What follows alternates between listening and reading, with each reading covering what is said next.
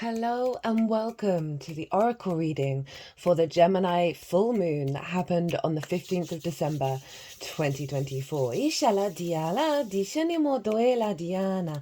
My name's Chloe. I work with card divination, astrology, and I channel multi-dimensional energies through my body, both in the form of physical and vocal light language. This is going to bring in healing, attunement, and activation codes to the messages and the transmission of this video. Itoela dishala ma doela diani ma otoela. Ishana ma otoela. So I'm recording this after the event, but I always pull these oracle cards before I start any transit, and they always sit on the desk throughout all the other videos. So they've collected a lot of the energy from the collective reading, from the All 12 Signs series. I'm going to sum up the astrology at the beginning of this video, and then I'm going to go through all of these beautiful oracle cards.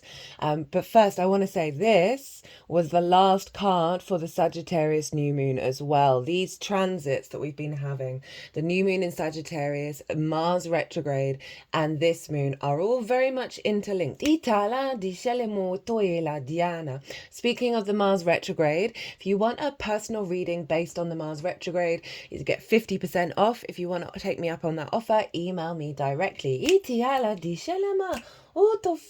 So this big full moon, this was quite wild in its energy. It was really helping us shift our perspectives and reevaluate where we're at and where we want to go. At the exact moment of the full moon, Mercury was still retrograde. It went retrograde 12 hours after that moon was exact. So we had that embedded into the full moon. And Jupiter was also retrograde. Now, why is this significant? Well, Mercury rules Gemini, where the moon was, and Jupiter rules Sagittarius, where the sun was. And they were in what's called mutual reception with each other. They were facilitating each other's experiences and the intentions of each other's journeys, right? They were basically psychically hotlined with one another, and it meant that there's a feedback loop between the Gemini and Sagittarius energy, between that sun and the moon, really coming into balance, into union. Itoela dialema, otoela diana, and both of those rulers were retrograde. So this is really bringing a deeper wisdom for us as we move forwards in the way that we perceive information, allowing us to open new neural pathways, the Gemini energy to be more curious, to allow different ideas and possibilities to come through as we're integrating this new higher consciousness, allowing our minds, our rational spaces, our denser 3D experience to be more open to the higher experience. Itoela diala madoela. With that Jupiter retrograde, it is about looking to the past, and for a lot of the All 12 Signs series, how to work with the energy of the download that we got at the full moon that then takes us up to the Gemini new moon. A lot of it was about reflecting on the past, and not in a way where you get stuck in the mire of it all, but in you're being held and you're being given the strength to be able to look at those things and figure out what's you and what's not you, and how you want to move forward. And that's the retrograde energy. One, it helps us look to the past in order to reevaluate, revise, revisit. Retrogrades also bring depth and nuance. They cultivate energy. For me, retrogrades are very yin in their nature, the observer mode, right? Allowing things to slow down and let a little bit of surrender and let things cultivate and bring a real deepening of that energy. And so we have that with both of these Gemini and Sagittarius frequencies. And that Jupiter energy is the bigger picture, that sense of faith, that sense of confidence. And that's cultivating internally, right? It's really building a very strong foundation in the way that we are curious and open about information, being more playful. There's a lightness of being that is being cultivated within ourselves. That Mercury retrograde over in Sagittarius is deepening, and it was stationing direct. It was still retrograde, but it stopped still in the sky, and that made it really powerful.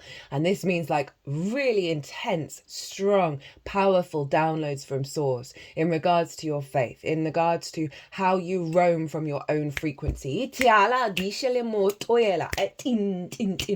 that vibe, you know. Certainly from my own experience, I was feeling in the lead up But since that Gemini full moon, the clarity of the communication that I'm getting while I'm channeling has been stronger than it ever has been before. But there's also been a lot of reflection on where we've been blocked, right? And this is going to be bubbling to the surface over the next 6 months, because now we've got this bigger upgrade. It's getting rid of some real core fundamentals that stop that mutable energy from flourishing, our ability to adapt and change.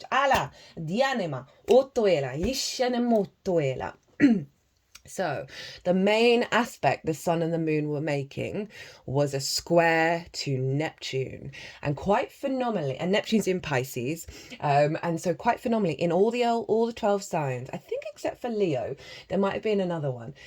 Almost everyone was getting big cup energy, right? Big water energy, big intuition, big flow, big love. And that's the Neptune, right? And so this is I don't always go with this first word. That's a very common phrase, buzzword for Neptune. But what I was getting so strongly is a heightened capacity to bring a level of mysticism into your life, a deeper resonance, right? A closer connection to source that allows us to be comfortable not knowing everything, right? And in that not knowing, we are feeling held and having trust of how we move through the world. Neptune brings different realities into our own. It's very compassionate, it's very empathetic, it is very magical, it's all the dimensions, all the possibilities, and it's funneling the Piscean energy, right? The non-rational, the non-linear, things appearing out of nowhere, the magical reality. And it's forming what's called a T-square between the sun and the moon. So we had the opposition between the sun and the moon and 2 squares to Neptune, and it forms a T, and the release point of a T-square is the bottom of the T, so it was Neptune, right? And I've definitely felt an undulating feeling, this sense of faith and trust and a higher frequency dissolving all of those things we're reflecting on. That's bringing us closer to a deeper knowing within us without having to know all the details, right? That knowing but not knowing, right? And the faith within that. As we're slowly unraveling and unfolding into this more integrated, higher collective consciousness. And it's all mutable energy. So there's lots of shifts and changes in our comfortability. Is that a word? With those changes, right? Rather than being stuck in closed loop feedback loops, right? Of trauma cycles.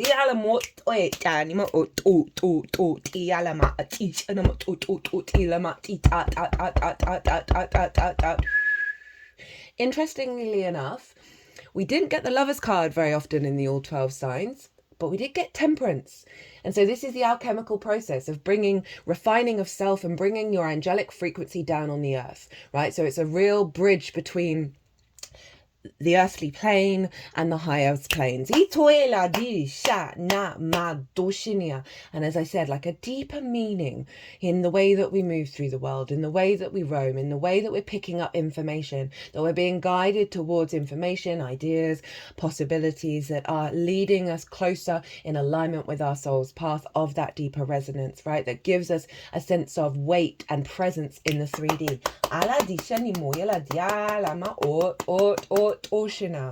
Now there were some other aspects going on. Mercury was trine Mars retrograde, and they were both trine the North Node in Aries. And so this is a real capacity to understand those blocks around our motivation, our drive, our action with that Mars retrograde, our Mercury energy of getting the downloads, being able to understand what ideas that we have about how we move through the world no longer serve us, because it's funneling into that North Node of heading us into a space of autonomy, right? And where we're headed in terms of the long term, breaking into new territory.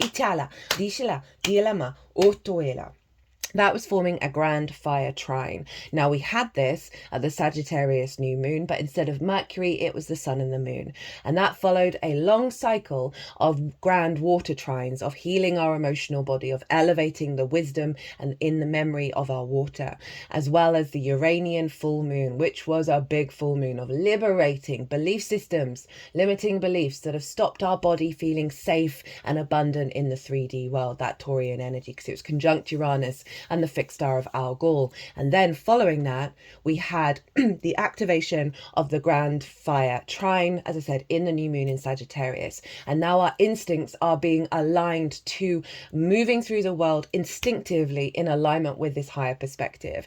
You know, the lunations at the moment are going to be influencing Mars because it's in the sign of Leo, which is ruled by the sun. It will move into the sign of Cancer on the 6th of January, ruled by the moon. So the lunations are going to be upgrading that Mars energy. And as I said, Mars retrogrades the least out of all the celestial bodies every 2 years. It's a big deal. So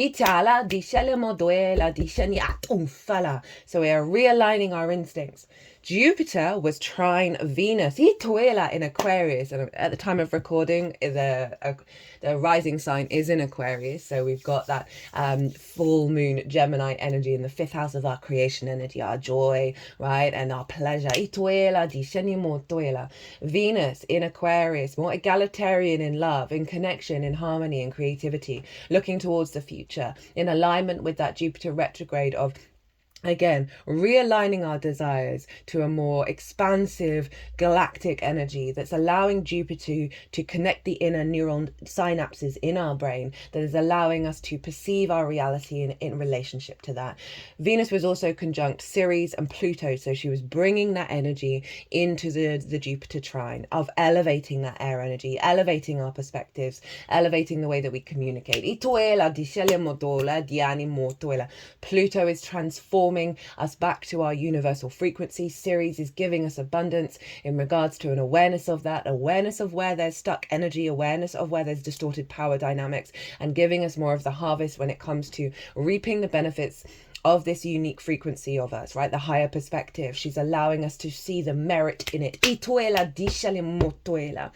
Jupiter was also square Saturn over in Pisces. They are going to make this square is going to be exact on the 24th of December. I'm going to talk about that in my winter solstice readings, and that's, for me, is the new year. It's happening on Saturday, the 22nd of December, and this is when the days start getting longer. This is the rebirth of the sun and the connection to the longer earth cycles. For me, as I said, it's the new year. That's not the calendar year that's based on taxes, but that has a significance because it ties in the whole planet. So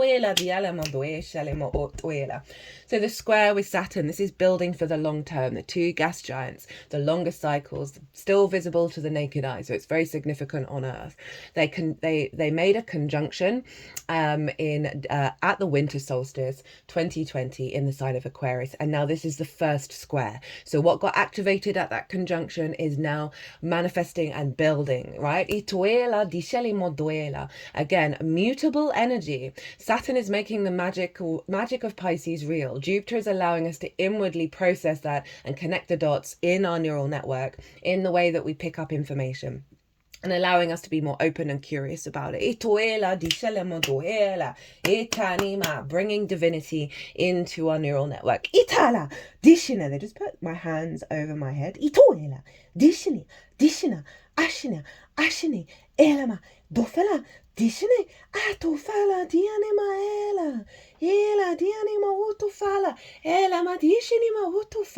They've now put those hands over my heart space, not the heart chakra. Hoshana, Hoshana, Hoshana, Hoshana, Hoshana. Diala, Dishanima, Otoela, Dianima, Doela.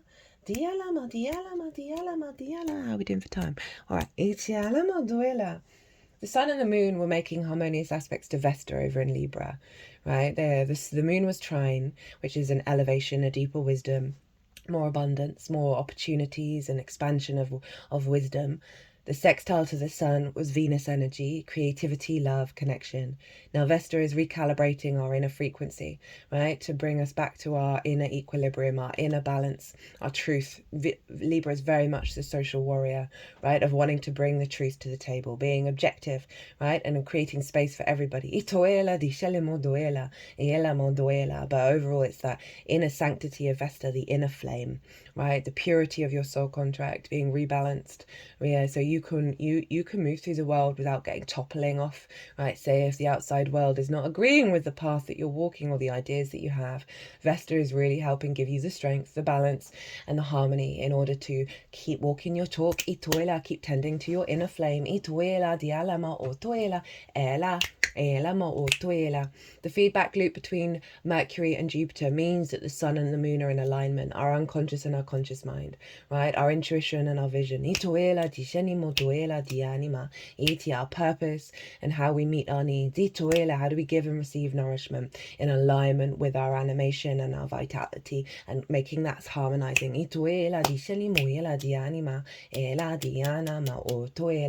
Right, that's my summary for the astrology. I think I've brought up the main points that have come through in the All 12 Sign series. We are going to be looking to the past. We're going to be bringing depth and nuance because of these retrograde energies, but the internal recalibration that we're getting is going to be so phenomenal moving forwards in terms of our capacity to be in a flow state, to be able to adapt and change to our environment, to be aware of when we need to adapt and change to walk our path.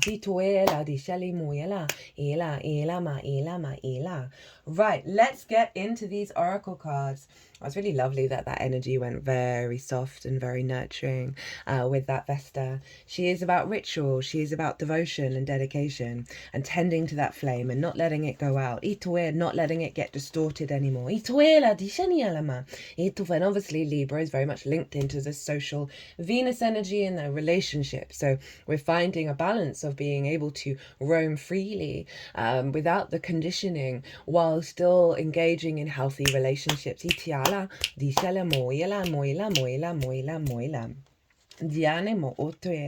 So first up, we have the cave. All the decks that I've used for this oracle reading are in the description box if any of them take your fancy. This is Kim Krantz's The Wild Unknown Archetypes deck. It's one of my favorite. I've used it consistently for every lunation on this channel. The cave, the dark, the portal, the interior. There's the retrogrades, right? The inner yin world. Those who are fortunate enough to find and enter the cave are forever changed. It is a place of potent power, acting both as a portal to another realm and a space for sacred ritual and initiation. The cave is a place to return for meaningful retreat, where one can see the true self in the darkness. In esoteric teachings, the cave is known to reside in the center of the heart.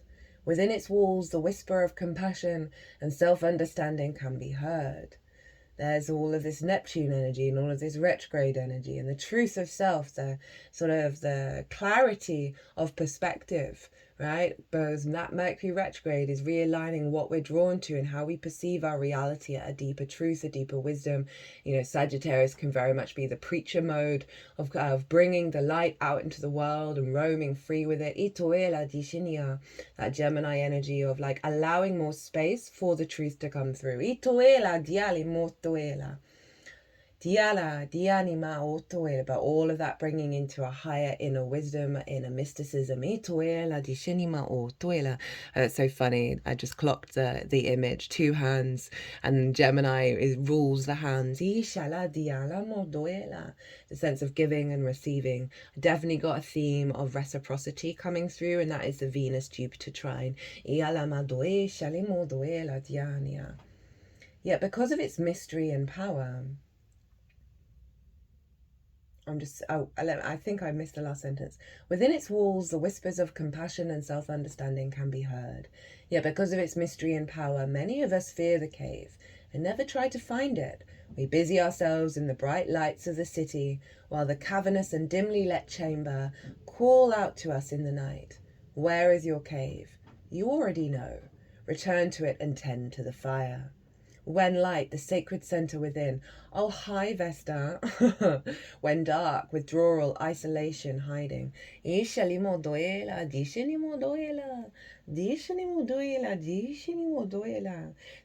and steadily, crystals of enormous magnitude grow within the dark confines of the caves. Let the cave teach you patience. And that's the retrograde energy. And that's really fascinating, actually. So before I put all these cards down, They wanted me, and this doesn't happen very often, in fact hasn't happened for ages since I set this desk up when I moved my whole space around. They really wanted this formation to be in place, and the power that was coming off of it was quite phenomenal. So there's, again, we're bringing in some earthly crystal energy, and that our acknowledgement of the inner cave through the outer expression of the crystals, and the wisdom that is formed in those caves that take time. Shilima enia a tu fa la dishania duela dianima o ena dishinima do fa la dianima o duela. So from Rainbow Brainskull, which is my new current favorite oracle deck, we have, and it's so appropriate, it's so appropriate, we have, what does it say? The thinking mind acts like it's everything, but it's not, right? And there's this is the Mercury energy, the Gemini energy, right? And how Mercury's in Sagittarius, of what is our truth, right? That's what the retrograde is exploring. And the fact that Neptune's like, you don't know, we do not know everything, and that's okay. And the more that we make peace with that, the less we're in conflict with the information that wants to come through. Of course the mind believes thinking is the solution to everything. It's the only thing it knows. Wipe the chalkboard that is your mind. Use your body to move around, run, dance, jump, act ridiculous. Now that's so sad, right? The roaming energy. I talked in the Sagittarius new moon how just before it, I went to see a lot of friends that I have in Bristol, and we all went raving, and it's a big rave crew.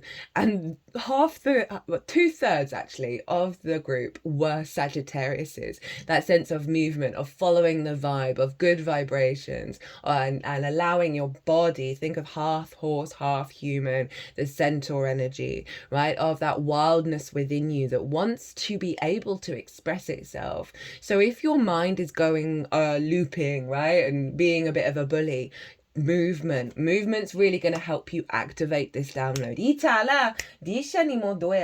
You are a powerful vehicle that moves by sheer will.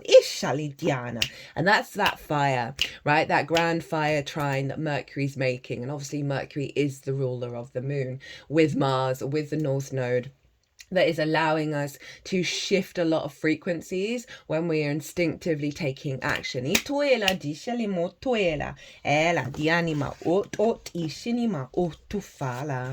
Next up, I was very called before I pulled any of these cards. I was very called by the energy of Venus. She is trining Jupiter. And she's opposite Mars as well at this time. And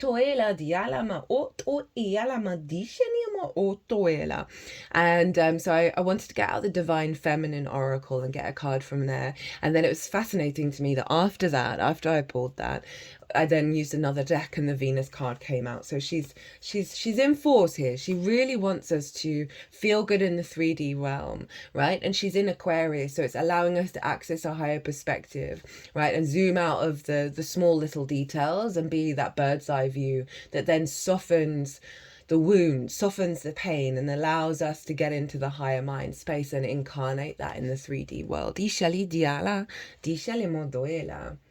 Sarah Lal Kali, Queen of the Outsiders. I mean, that is Venus in Aquarius, right?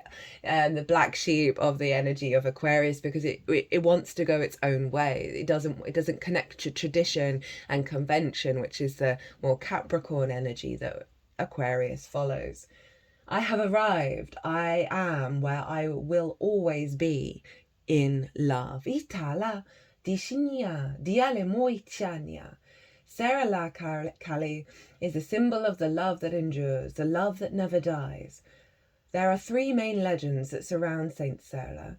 First, she is known as a charitable noblewoman who collected alms for the poor in the south of France at the beginning of the 1st century. She had a vision that the female saints who were present at Jesus' death would arrive on their shores, and when they did around the year 42, Saint Sarah was the first to lovingly welcome them with open arms.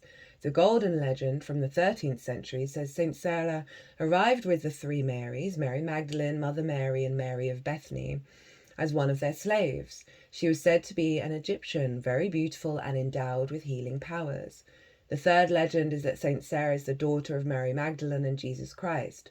During the persecution of the early Christians, it is believed that Mary Magdalene fled with young Sarah, Jesus' mother, and Mary of Bethany to the south of France. There she raised Sarah and continued her ministry of love, of beginning what Christ referred to as true human beings, meaning both fully human and fully divine. I really like this sense of movement that they're bringing in with all these mythologies, right? All these potential possibilities of what this represents, of the transitory nature of life, right? And our ability to adapt and change while still holding true to the true vibrational frequency of self. Saint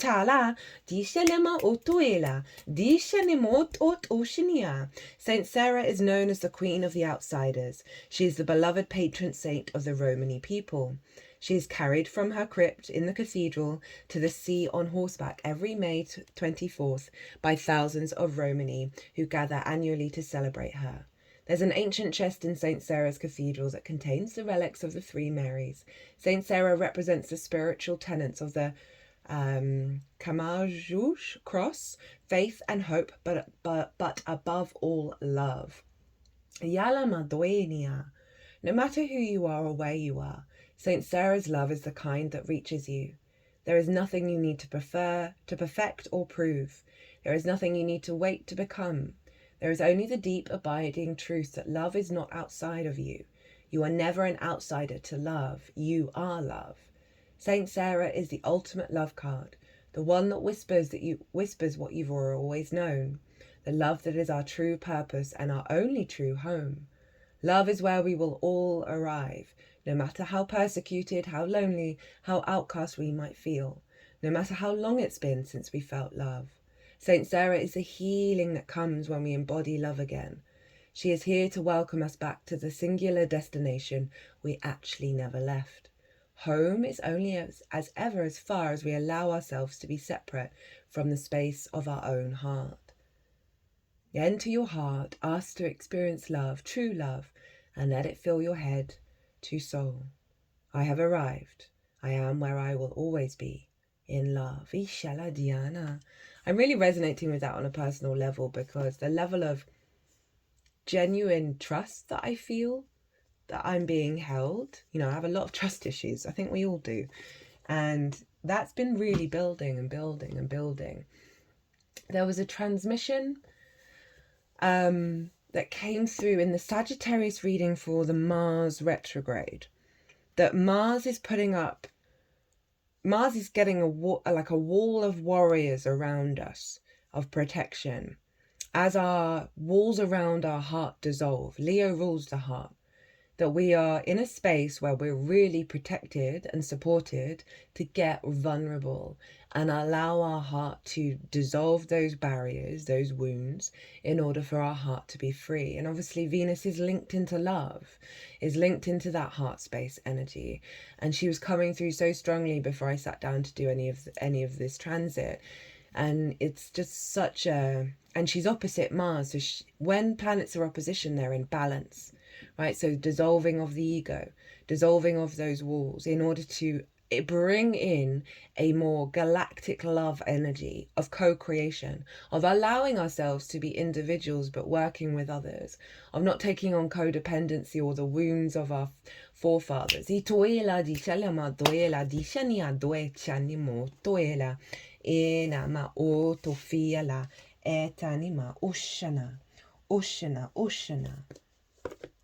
So, next up we have the Dragonfly, Itoini. This is another Kim Krans deck. I'm a big fan of her decks. Her imagery is phenomenal, and what she has to write is so profound. So this is the Wild Unknown Animal Spirits Oracle, Ishali Diana, and we have the Dragonfly, Ishinimoyana, and this is air, Ishalima, very appropriate. Master of Light, Illusion, and the Mind. The dragonfly is an ancient and ethereal creature that awakens a sense of wonder in all. The dragonfly is a symbol of the mind, as it's always moving, shifting, shimmering, and changing. When the dragonfly card appears, it's worth considering the quality of your mind and perception. Are they restless or still, dreamlike or crystal clear? The situation at hand may be different than it appears at first glance. The dragonfly reminds us to calm the mind so the light of wisdom can shine through. When in balance, sees clearly, joyful, magical. When out of balance, cannot concentrate, busy mind. Bring into balance, focus on the breath. Now, this is really summing up, one, the beauty of this square with Neptune, right? Of bringing what was the words? Where were the words? Wonder in all, there we go. But it's the mind, so it's allowing that mind to shift and change, to bring in the shimmering energy of source into our mind and our perception. And that when in balance, it's joyful, which is very Gemini, and magical, right, of that Neptunian energy. And it's also very helpful because it's saying when you are feeling restless, when your mind is going all over the place, get back into the breath. Bring some stillness in. Remember the retrogrades. Slow down, observe, understand that everything is transitory, and just center yourself. While the downloads process. Oh, that reminds me, in the lead up to the full moon and before I started to transit, I was getting a lot of, they weren't full-blown migraines, but there were like pain points in one place, at different times in different parts of the head. And so often in the 3D, it responds to the activations that we're having in the multidimensional sphere, right? Of that breaking down of the calcification of fixed thought patterns and allowing that neural network, the synapses, to make new connections. And I love that dragonfly energy because it is bringing more of that in, that sense of the magic within the brain, with how we connect the dots with information. So there may be times when you're feeling overwhelmed, right? And you may have pain in your head. Get into the breath. Know that it is your body recalibrating to the frequency. Dishanima at fala diana. Dishanimo to fiela dianima. Doshinima otoela. So, next card up we have the Mentor. Dianimo doela, which is very Jupiterian. Itoela dianimo toela. Dishinima otoela dishini. Ela madoenia. Look at that wise owl. Ishini. The teacher, the sage, the guru. It is said that cosmic knowledge pours down on the world like a great illuminated waterfall. This can be an overwhelming force. The true teacher, though, is said to be able to hold this flow of wisdom at bay while the student sips from a focused stream. The mentor archetype has a gift for reading the room, for sensing the exact ingredient that will stimulate growth within the student, whether pleasant or painful. The mentor may appear aloof or available, harsh or tender, humorous or rigid. Their gift is to know what serves the soul. Ultimately, the mentor is in service of the greater cosmic good and aids in the elevation of consciousness. Anytime the mentor forgets this humble link and mistakes themselves for the source of enlightenment, the archetype falls into shadow. When light, focused, clear, bright, remains a student. When dark, self-serving, envious of youth, righteous and rigid. Ishali diala, dishinimo doela, dishinimo doela, dishinima. This is the Jupiter energy in Gemini, right? Of the two sides of the same coin. The mythology with the twins is Pollux and Crakes, I believe. Sorry if I got that wrong. Of one of the twins was deemed divine, or the other twin was deemed mortal, and they're not as good, right? The light and the dark of it all. And so there's the sense of the duality and the polarity of the universe and our capacity to work with both of those things as tools as we are embodying that mentor, because the Jupiter is retrograde. And so this is the inner mentor within yourself that is guiding you to elevate your wisdom and your meaning. And your soul's growth that serves your soul.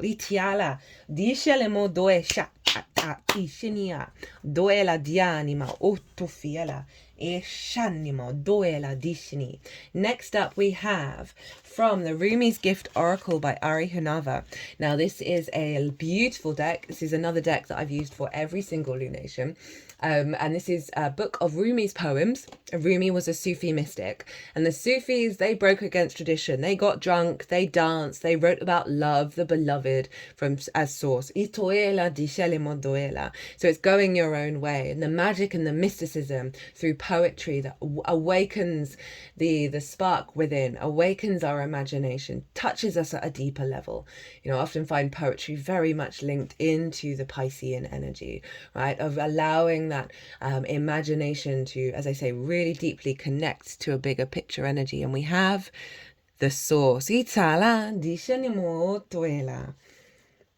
Alas, my Muslim friends, I do not know myself. I am not Christian. I am not Zoroastrian. I am not Jewish. I am not Muslim either. I am not of the earth. I am not of the wind. I am not of the water. I am not of the fire. I have seen both worlds and call them one.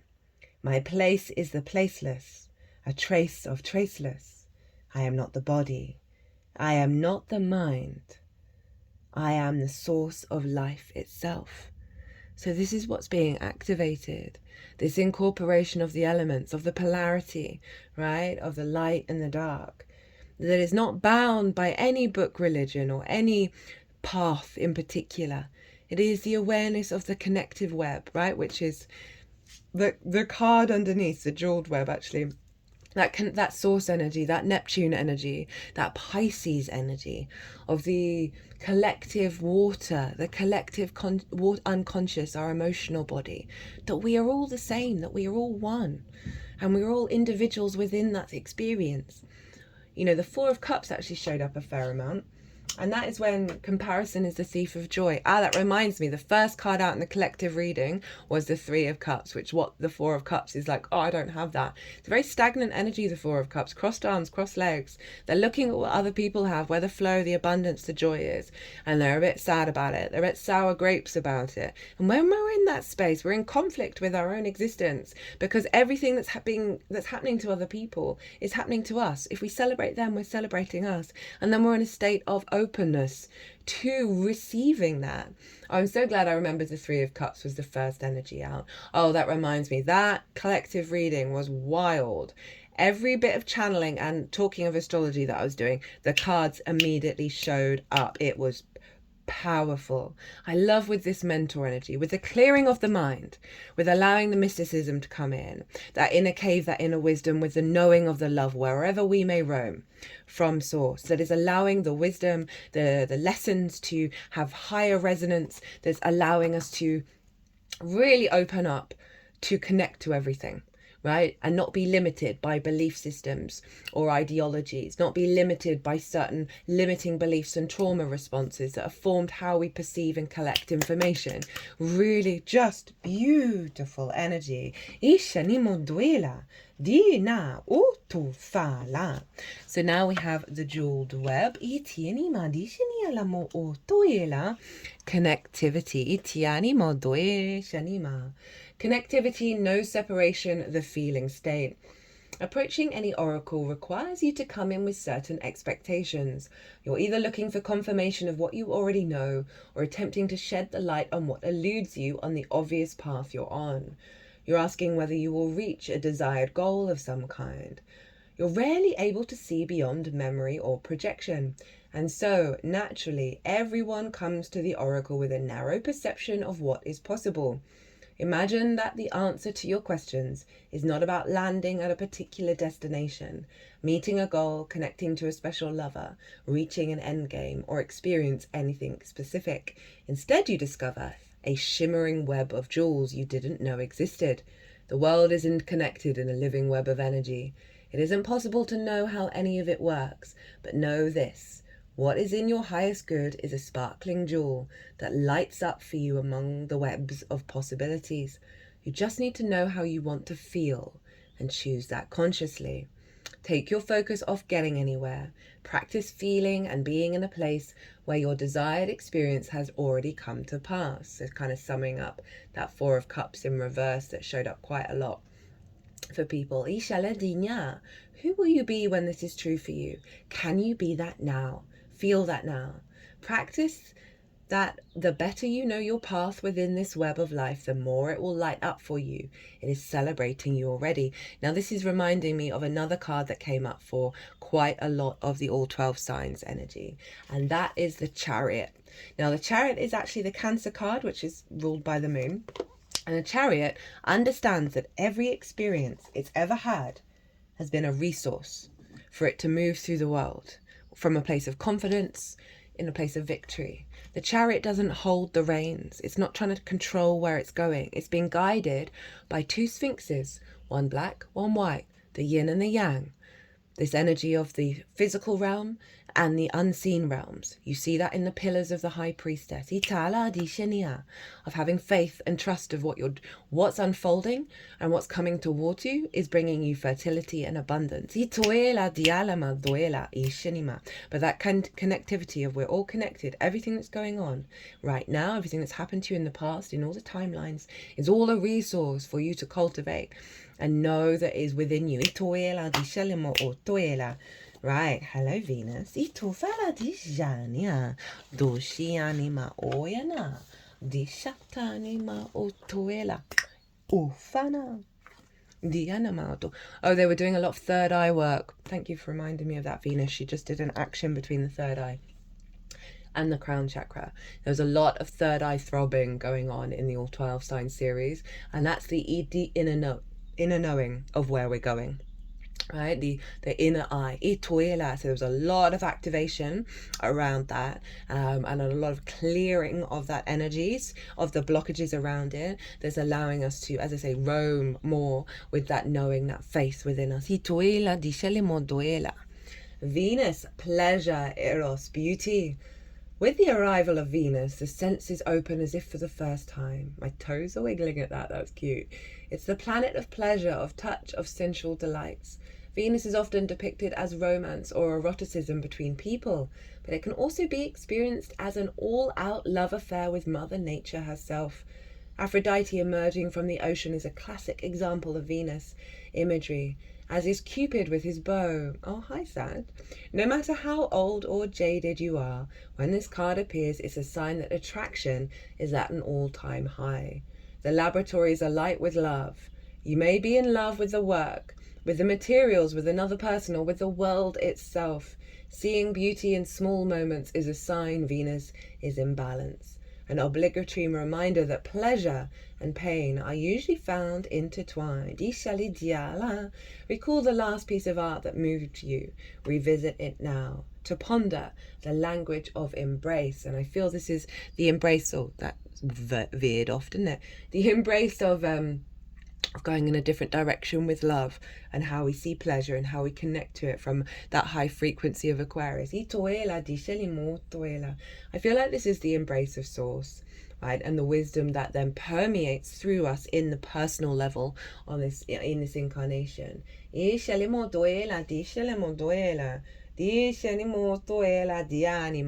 Lovely energy of connectivity with the heart, with the neural synapses that are being created through love.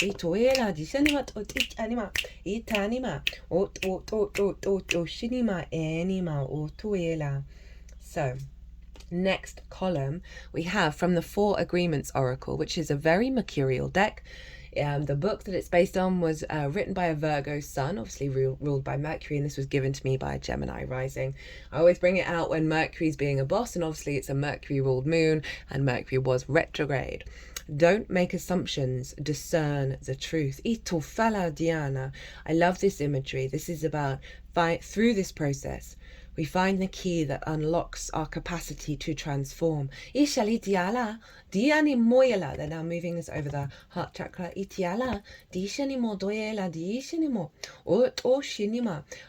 I know this is the symbol for Venus, but it's very much for me linking into this key of heart opening energy, and that is the opposition with Mars.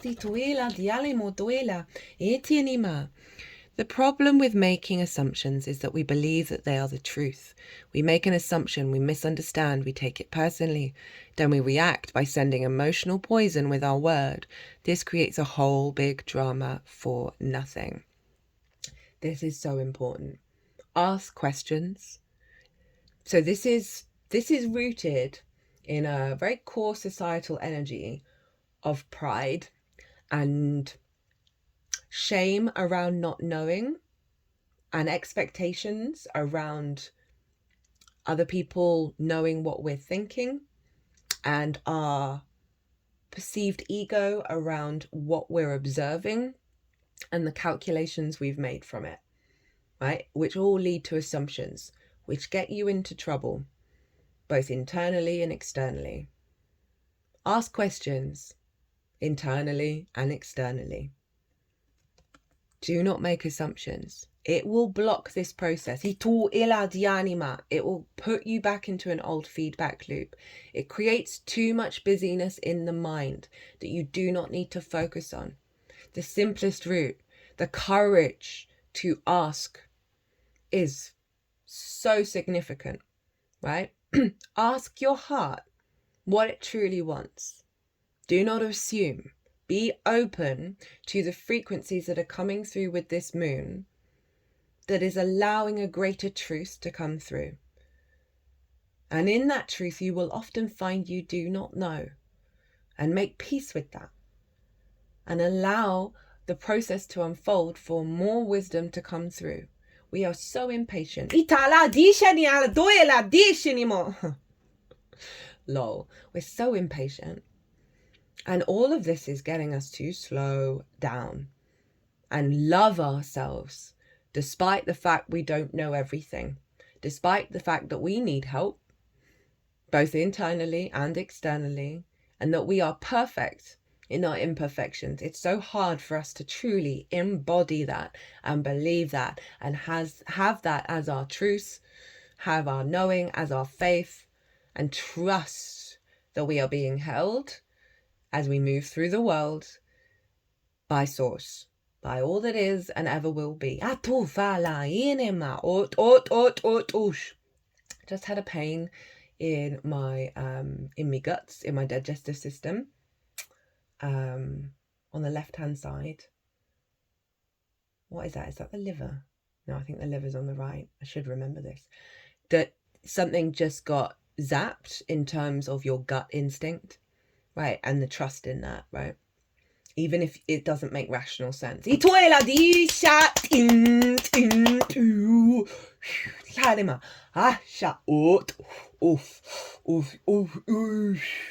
They're doing some big clearing in the digestive system now. The bigger brain. I feel like it's clearing the distortions we can get in our gut instinct that's based on trauma responses that aren't the real reality of what the situation actually is.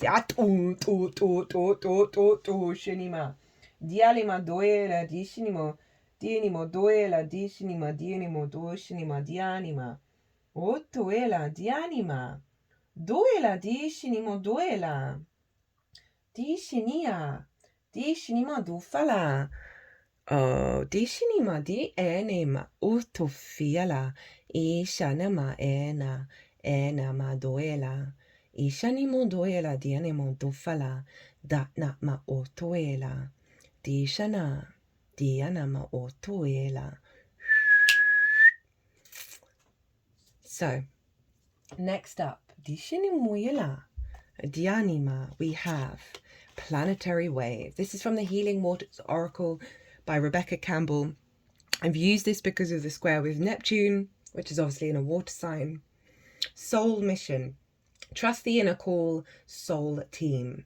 Your soul chose to come into this body on this planet at this moment in time. You didn't... So I'm just going to have to pause. I'm getting a tickle coming up. Obviously clearing some throat chakra stuff going on here. Apologies. Your soul chose to come into this body on this planet at this moment in time. Perhaps that truth that sometimes we can struggle to really accept that, right? That we may have certain things going on in our lives where we're like, I didn't sign up for this. I didn't sign up for this challenge, and then the next challenge, and the next challenge, and then your higher self is like, don't worry, you've got it, but you don't really believe it, right? And so I think that's something to do with clearing the truth of this. You didn't come here on your own. You're a part of a larger soul team. Sometimes it can feel as if it's just you in this thing all alone, but that couldn't be further from the truth. You're one droplet in the vast ocean of consciousness, here to flow with life. You're being called to trust the current of your own river and to answer the call deep within. Take off the weight of responsibility that you need to travel this life on your own. Call in the ones who get you. Realize that you are part of a larger team. You are but one thread in the great tapestry of life. Your mission is clear. Keep doing what you're called to do. You'll never know the full impact that your being here on this planet will have and is already having. Keep trusting the call deep within. The more you embrace who you truly are and surrender to the flow with the current you're being called to, the easier it will be for your people to find you, like two rivers that meet and remember that they're made of the same thing. You're not alone in your calling. I mean, that's beautiful. I don't really feel like I need to add anything to that. That's kind of summing up a lot of what's come through already in the transmission.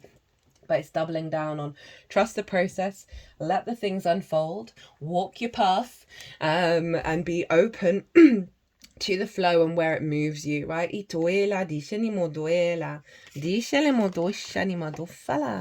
So underneath this we have a ritual, which is very appropriate for the Vesta energy, making a harmonious aspect to both the sun and the moon. You're a natural mystic. Dushiala dishanama Oshanima dishenia. That's fascinating because I never really feel called to use the mysticism word, right? The mystic word, because it's either the mystic or the martyr with Neptune. I very rarely bring that in a lot of the readings that I've done recently, and that just was the word that was screaming at me first. There is no spiritual without ritual. Developing a practice makes room for magic to take root. We are all natural mystics who can remember the gifts of humanity when we practice. Ritual is much more fulfilling than worrying, and with way cooler results. As the world expands and systems change under our feet, by creating ritual we can stay connected to the greatest foundation there is through our own spiritual practice. Ritual brings spiritual reinforcement. When we create a receptive practice, we are able to communicate intention to source, building momentum and connection. Whether it's taking care of a plant, writing intentions, or connecting with others to do a ceremony, or have a bonfire with a group, when we commit to a ritual, we deepen and enrich our magical or spiritual practices. By acknowledging the systems we're in, we can begin to receive transmissions or downloads from divinity. When we get into that level of connection with spirit, it becomes a direct revelation as we remember how to decipher the transmissions. Whether it's journaling, meditation, movement, or dance, we can begin to discover moments of alignment with Source when we raise our vibration enough to meet it. When this happens, Source itself begins to become our teacher. What rituals can you bring into your life to invite more light? How can you deepen any existing practices? How can you find the natural mysticism around you and within you? That's some really lovely support to come in, sort of, give some clarification of what to focus on. And that inner ritual, I often find just opening space, like setting that intention of opening space and then seeing what you're instinctively drawn to do. I've also noticed in my own practice that I've started, applying a little more ritual, doing clearing of the energy in the morning and a protection energy, which I was always a little resistant to. Because I find, I don't like being confined or if you don't do this, then it's not going to work. I don't really like that energy. But obviously, if you follow your instincts, follow what is calling to you, that's going to make it personal rather than following what somebody else has told you and said, oh, you've got to do this for 5 million days in a certain way. Otherwise, everything's going to fall apart. It really gets my heckles up.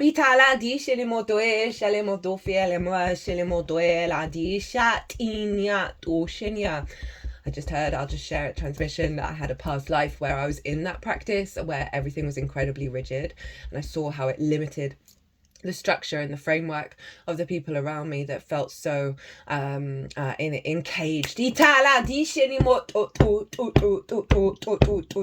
We are here to express our individual autonomy of how we show up with Source, how we work with Source. It's not about dogma.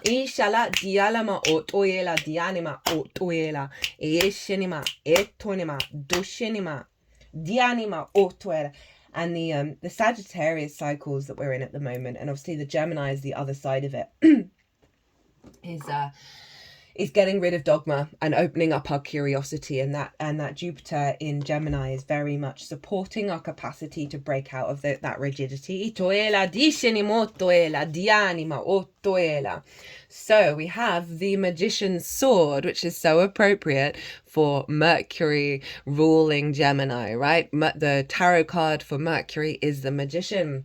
Confidence in your magic. Nothing can stop you, the beauty you seek. I love that's tying in the Venusian energy. When the Magician's Sword appears, you are called to cut the cords that bind you to old forms and beliefs, or to friends who are not true. With the power of the Magician's Sword, nothing can stop you, hurt you, or turn you away from the beauty you seek or the goal you desire with all your heart. The sword is a tool, not a weapon, so make sure you wield it wisely and for the greater good.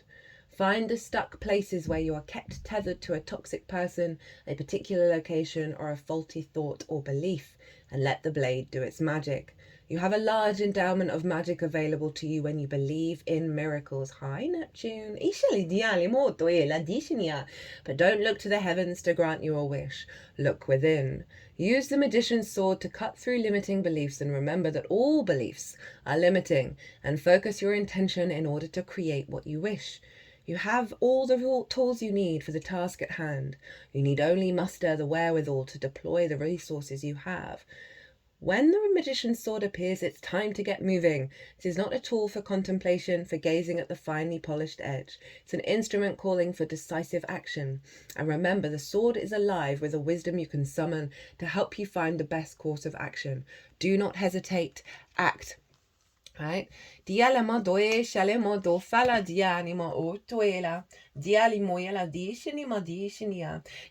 though Mercury and Jupiter are retrograde, right? So there is an element of observation, of patience, of letting things unfold. Fire and air are yang energy. It's action, it's go, it's the day energy, it's taking action. So there's a two-pronged effect here of allowing your instincts to guide you into action, and it's going to be revealing where you need to cut things away. I'm not the biggest fan of cord cutting, because then where that's energy is going, I like to sort of transmute it back into love. So you can cut it from yourself and then transmute it through your heart chakra if you feel so inclined. That's often a thing that I do. I feel like we're going to get some very powerful downloads that is, they're going to come in stages that we're then, when we do get that download, we're going to be able to have the power and the resilience to be able to act on them very firmly. And it's building on our confidence in the capacity to work with source, to work with our guides, to be in union with them, right? And feel that support. And that's gonna, as I said, I've been getting a lot clearer channeling come through. And that is helping me feel more confident in it, because before I wasn't really getting words in my head. It was a lot of the movements and the light language, and not necessarily like a clear vocal thought process transmission. I often channel just when I'm talking from like my perspective, but I wasn't really getting that, when it's a little bit different to your own voice. Although actually that reminds me, I've noticed it's in my voice, but it's very slightly different to another frequency of the way that I communicate. And they told me, well, the reason why we're doing this is because we want you to get confident with actually every single thing that you do that will be in alignment, and it's building on that. So you might want to keep eye out on that and be aware of that. Don't make assumptions. So we got two cards that represent one of the four agreements, and this is, I think, one of the most powerful ones because it clears the clutter. As I said, communicate with clarity.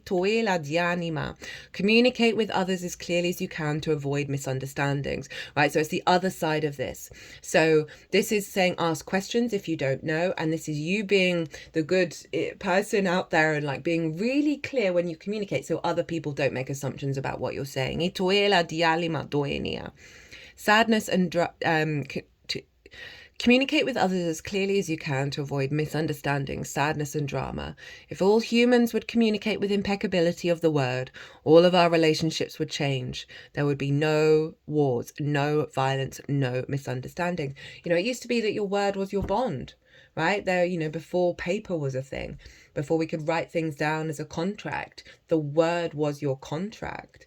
And the more that you're impeccable with your word, the more you get in alignment with that sacred contract of Vesta. Itoela Diana, back to your soul's frequency, back to your inner flame. Itoela Diala ma ot shini ma otuela. But we need to do deep reflection. And what is our truth? What do we actually mean when we communicate? And this is both internal and external, right? How are you communicating with yourself? Are you leaving room for interpretation? It's one of the reasons why I struggle vocalizing what I want, because I can be such a stickler with those things with words of like, oh, well, that could be interpreted in that way.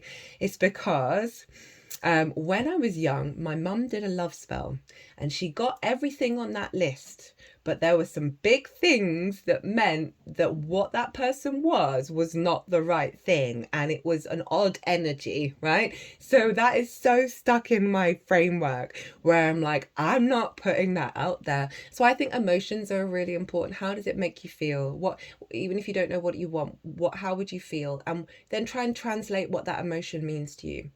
And then use that as a baseline for how you communicate, right? What does love mean to you? What does that represent? What's significant for you? What does your motivation, where would you want your motivation to come from? And try and vocalize that rather than the specifics. And that's going to really help you with your own clarity of your intention of how you move through the world.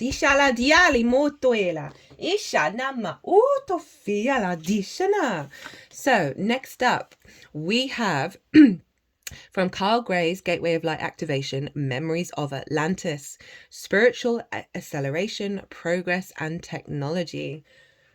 Legend has it that Atlantis was an advanced civilization that existed thousands of years ago in the center of the Atlantic Ocean. Its people were highly evolved and had many spiritual gifts. They were telepathic, extremely psychic, and known for their ability to combine the laws of science and spirituality to develop technology and create heaven on earth. I love that Aquarius Pisces energy that's with this moon. That feels very much what this is all about, right? Spirit science. There's a great channel out there, I think it's still called Spirit Science, I watched years ago, that really breaks down and helps, you know, bring this together. And I love it when like the energies of the 60s, like the sort of hippie spiritual folk out there realized, oh no, we've got to go do trials, we got to go do experiments to get everyone to get behind this, right? We've got to bring in that rational side of it in order to blend science and magic together. Now magic's just science we haven't figured out yet. My core practice is always to get to the fundamentals of the universe, right? Maths, vibration, and the polarity, right?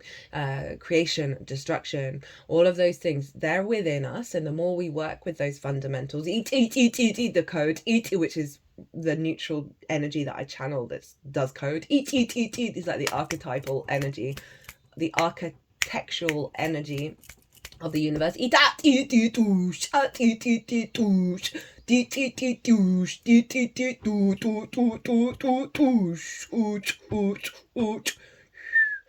were doing work over the 3 portals around the heart and taking it to the gut. Now the third eye. Crown. Throat. Heart.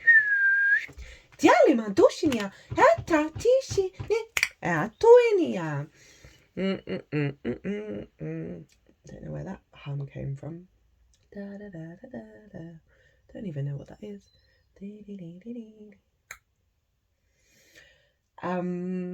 But somewhere along the way, many of them stopped respecting their gifts and spiritual connection. Their disrespect for the earth and ocean caused a great cataclysm that brought their civilization to an end.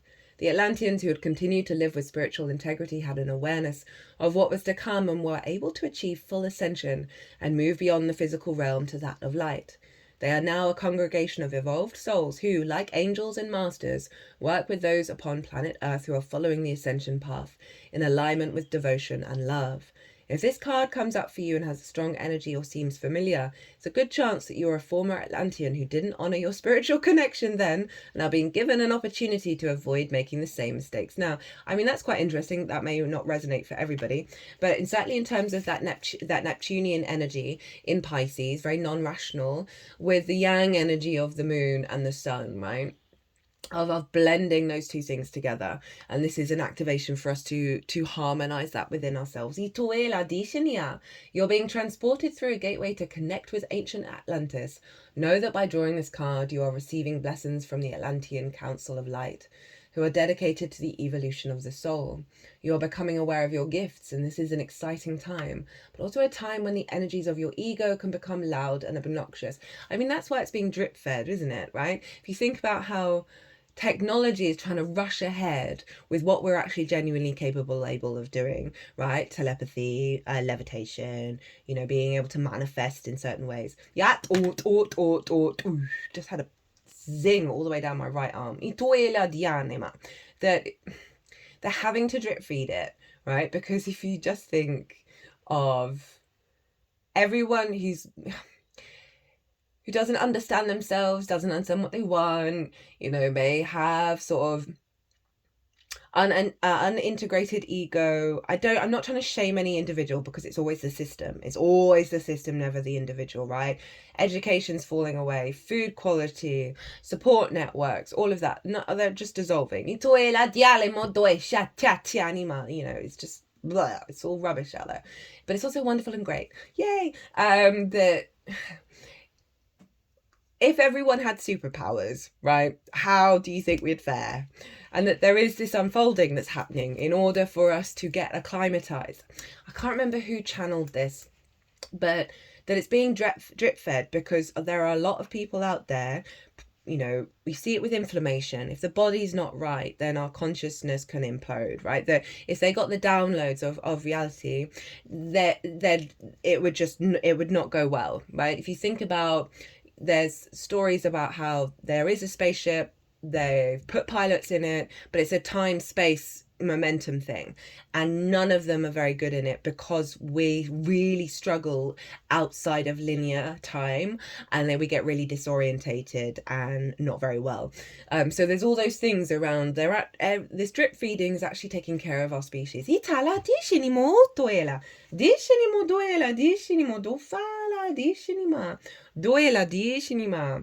Know that this gateway is appearing to remind you to stay aligned with the highest good and rooted in the energies of devotion.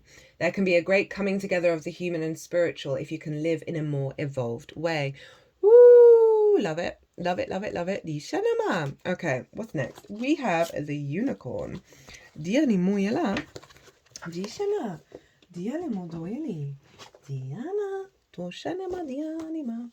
Utofala. So, this is one of the spirit cards, spirit element. Reconnecting to higher wisdom or divinity. Dialamoyana. It's difficult to see, hear and think of a unicorn without immediately questioning if it's real. Did they ever exist? Perhaps long, long ago. The mind answers maybe, or it could be, or no way. This very contemplation explains our relationship with divinity and encapsulates our wavering belief in the unicorn. We wonder what divinity is. We wonder where our intuition comes from and if we can really trust it. We think about our higher power and our mind hesitates between yes, no and maybe. Is it male or female? Does it have a name? Is it just a feeling? The unicorn card appears and wakes us up to curiosity about the higher self and the divine. Oh, well, hello, Jupiter in Gemini with the moon square Neptune. It is a card of questioning, exploring and contemplating the inexplicable. The mind's eye knows there is something beyond our day-to-day lives, a deeper dimension to our experiences. The mind's eye reaches, and that's that third eye opening, obviously where the horn is. Oh, didn't make that connection. And reaches out to grasp something more. You are the unicorn, and you have begun your quest for the answers. The unicorn and the sixth chakra. It is no surprise that the subtle essence of the unicorn card resides at the third eye. Well, blimey. I don't think I've ever had this card before, so I didn't realise that this was a thing. The exact place from which the unicorn horns extend. This centre is called the Ajna. Did I say that right? Ajna chakra, or command centre. The ancient yogis believed it to be responsible for our intellect, intuition, and deepest wisdom. Some say our two eyes see the past and present, while this third eye peers into the future. Ooh, love that. I mean, that's just, again, summed up everything in this reading. This is so beautiful. So next up we have a card from the Britney Spears Oracle deck, which I used for the first, it was given to me at my birthday. Which I used for the Sagittarius new moon, because she's a Sagittarius. And interestingly, around that new moon, she announced she wanted to go on a tour. Let's all send out our love and our prayers towards Britney Spears, who grew up from a very early age in the fame industry. And I am often sending her support, as well as then that sending out to the collective, of making sure that there are good soul people around you, right? Good soul team, whether that's her guides or people coming into her life who've got her back, because it does seem to be that she's in a cycle where that's not the case, and I just want to, and that she's a representation of the distortion that the big outside world can put on us when we roam. When we can get trapped into certain collectives and group spaces, and influence beyond our frequency. So we have the Trailblazer. Sure, teen pop had existed since the 1950s, and stars like Tiffany and Debbie Gibson in the 80s helped set the stage for Britney's eventual domination. But there was nothing like the teen pop boom of the 90s and early noughties, with Britney leading the pack. Britney was a trailblazer for the era. She could sing, she could dance, and she made it look easy. Soon after, her former Mickey Mouse Club co-star and friend Christina Aguilera hit the scene, followed by Jessica Simpson and Mandy Moore. But it was always Britney who grabbed the headlines and caused a frenzy on TRL.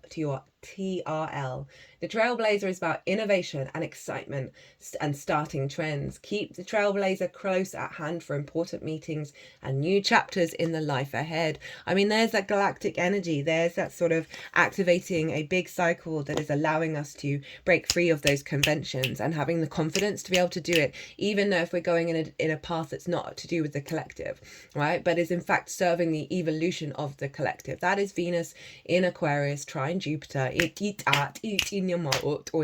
and that Mercury and the Sun in Sagittarius are roaming and being able to be open to different possibilities and be playful about it and curious about the unfolding rather than stuck in a fixed dimension.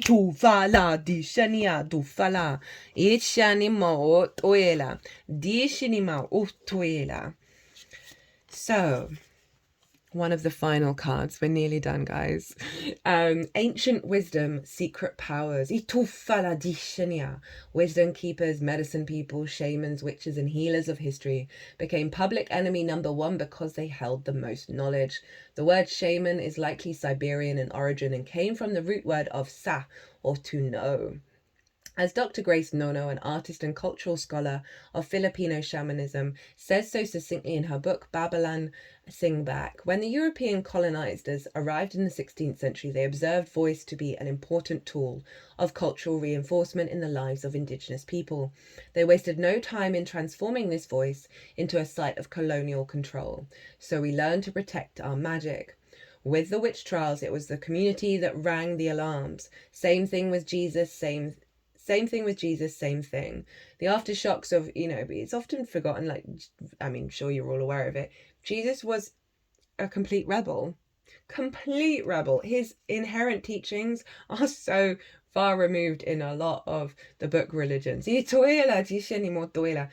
was like, go inward, find your inner voice. Do not do what I do what you do. You are capable of creating miracles beyond what I'm capable of doing. Or the energy that's running through my hands right now. Gemini rules the hands. The power of your hands to manifest. They just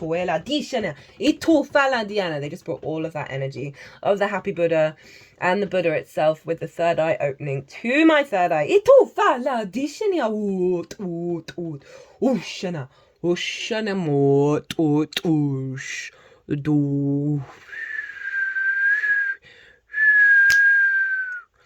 Yatana hufana dishenimoto inchina otuela dianima dielemoduela ma otuela.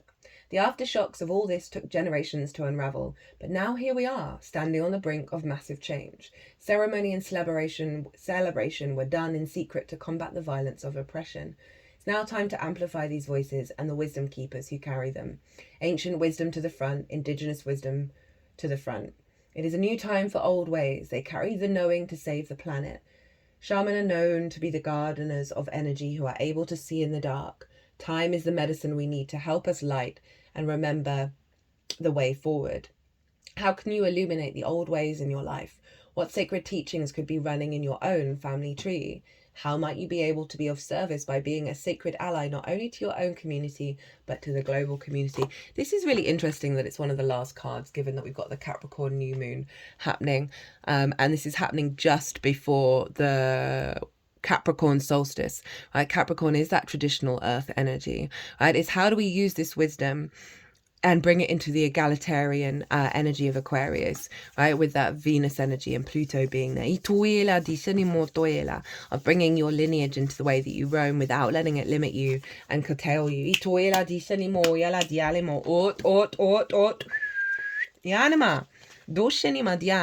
Now, final card, which as I said was the final card in the Sagittarius new moon oracle reading as well. Gnosis. Innermost knowing, mystic truths. True knowledge is not found in facts and figures in scholarly books on a library shelf.